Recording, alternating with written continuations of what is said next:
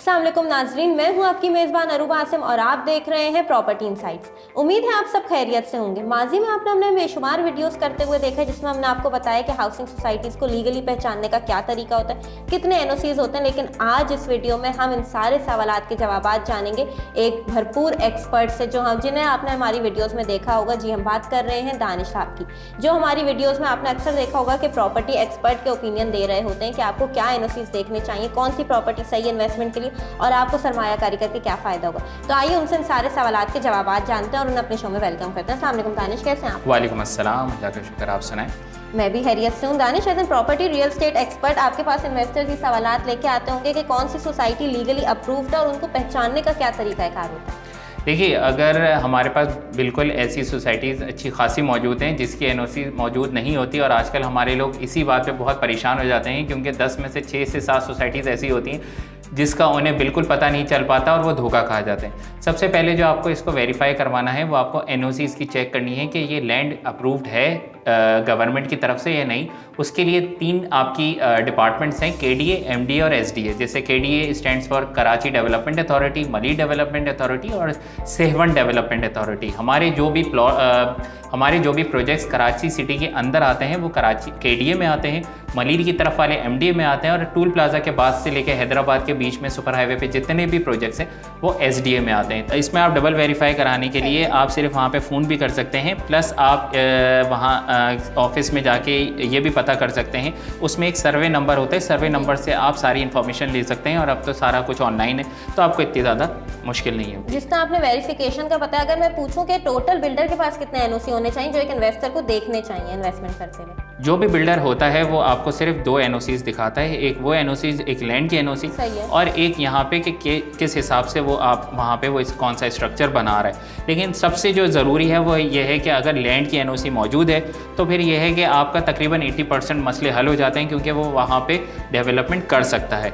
उसके बाद ये आता है कि जो लोगों को परेशानी होती है वो सिर्फ इस वजह से होती है कि उनसे जो कमिटमेंट होती है वो 1 साल, 2 साल या 3 साल की होती है, लेकिन प्रोजेक्ट जो होता है वो 5-6 साल तक खिंच जाता है। तो इसमें फिर क्रेडिबिलिटी हम इस तरह चेक करते हैं कि जो उनके पास प्रोजेक्ट्स हैं उसकी उन्होंने किस तरह डिलीवरी करी है, किस हिसाब से दिया है, उसके बिहाफ पे हम आगे प्रोजेक्ट ले सकते हैं। सही। अब जिस तरह शहर जो है सुपर हाईवे की तरफ मूव हो रहा है, डिफरेंट हाउसिंग सोसाइटीज़ वहाँ पे लॉन्च हो रही हैं, तो क्या वो सोसाइटी सेफ है और लोग उसमें इन्वेस्ट करें? अगर आपको सजेस्ट करना हो इन्वेस्टमेंट के लिए तो आप कौन सी सुपर हाईवे की सोसाइटी रेफर करेंगे, कम बजट भी हो और लीगल भी हो? देखिए, आजकल अगर आप बात करें तो कराची सिटी पूरा भर चुका है।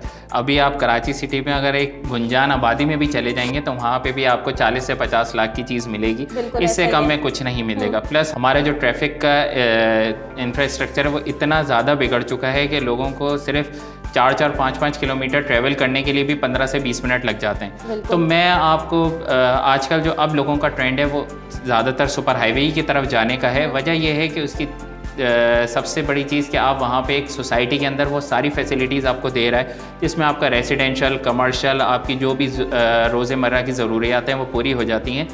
आप अगर मुझसे पूछती हैं तो बहरिया टाउन में भी आपके सबसे पहली चीज़ जो मलिक रियाज साहब ने स्टार्ट करी, इस इंफ्रास्ट्रक्चर को स्टार्ट किया उन्होंने, इसमें आपको सारे कमर्शियल, रेसिडेंशियल, आपकी जितनी भी वहाँ का लाइफ स्टाइल जो एक इंटरनेशनल लेवल पे जाता है। दूसरा प्रोजेक्ट्स, अगर आप एक अच्छे प्रोजेक्ट की बात करें और कम कीमत की, तो अभी आपके पास आ जाता है ASF सिटी, जिसकी प्राइजेस 3 से 4 महीने के अंदर रिवाइज होने वाले हैं और इसका काम बहुत तेज़ी से जारी है। तो इसमें आप अगर इन्वेस्टमेंट करते हैं ऐसा रेसिडेंशियल और कमर्शियल, तो आने वाले वक्त में ये आपको बहुत ज़्यादा फ़ायदा देगा। एक और प्रोजेक्ट है हमारे पास इंडस इंक्लेव के नाम से, जो कराची और हैदराबाद के बीच में है। बहुत सारे लोग हमसे ये कहते हैं ये बहुत दूर है, लेकिन देखिए लोगों को इस बात से अंदाज़ा लगाना चाहिए कि अब जो लोग जिस तरह आबादी बढ़ रही है, तो आप अगर वहाँ पे शिफ्ट होते हैं तो अगले 3 से 4 साल के अंदर वो जगहें आपको इतनी दूर नहीं लगेंगी कि सारी चीज़ें आपकी विद इन सोसाइटी आपको मिल जाएंगी। तो ये 3-4 प्रोजेक्ट्स हैं जिसमें आप इन्वेस्टमेंट कर सकते हैं। एक और अहम सवाल ये है कि बिल्डर, आजकल हम ट्रेंड देख रहे हैं कि बिल्डर जो अपनी मार्केटिंग खुद नहीं कर रहा, बिल्डर मार्केटिंग कंपनीज को अप्रोच करता है। जिस तरह आपकी मैं बात करूँ, आप रेड बॉक्स है, रेड बॉक्स एक सेल्स एंड मार्केटिंग कंपनी है। तो जो इन्वेस्टर्स का ये सवाल आता है कि बिल्डर से बाइंग करने में और सेल्स एंड मार्केटिंग कंपनी से बाइंग करने में क्या डिफरेंस होता है? देखिए, बिल्डर जो है चाहे कहीं का भी हो, बेशक वो आपकी अपने प्रोडक्ट को वो सेल आउट कर सकता है, लेकिन सेल्स इन हर बंदे का एक प्रोफेशन होता है हमारा रेड बॉक्स जो है, हम मार्केटिंग कंपनी है। हम आपसे ये नहीं कहते कि हम आपको कोई घर बना के दे देंगे या उसमें क्या किस इंफ्रास्ट्रक्चर के हिसाब से होगा। हमारी कोर रिस्पॉन्सिबिलिटीज़ है कि हम प्रोजेक्ट्स को लेते हैं। पहली चीज़ जो सबसे ज़्यादा बेनिफिशियल है वो ये है कि हम लोग पूरे ऑल ओवर द कराची काम नहीं करते, सारे प्रोजेक्ट्स में काम नहीं करते। हम सिर्फ उन स्पेसिफिक प्रोजेक्ट्स में काम करते हैं जिसकी NOCs 100% अप्रूव्ड होती हैं, जिसके सारे डॉक्यूमेंट्स सारे लीगल होते हैं। तो इस चीज़ में क्लाइंट बहुत सेटिस्फाई हो जाता है कि उसकी मेहनत हम उसके बिहाफ पे कर चुके होते हैं। और वो अगर इस चीज़ को ख़ुद से करना चाहे तो शायद उसके पास इतनी अथॉरिटी नहीं होती जितनी हम लोग अपने बैक हैंड पे चेक कर लेते हैं। 3 से 4 महीने हमको लग जाते हैं सिर्फ एक एक प्रोजेक्ट को वेरीफाई करने के लिए, उसकी सारी लीगल डॉक्यूमेंटेशन को देखते हुए।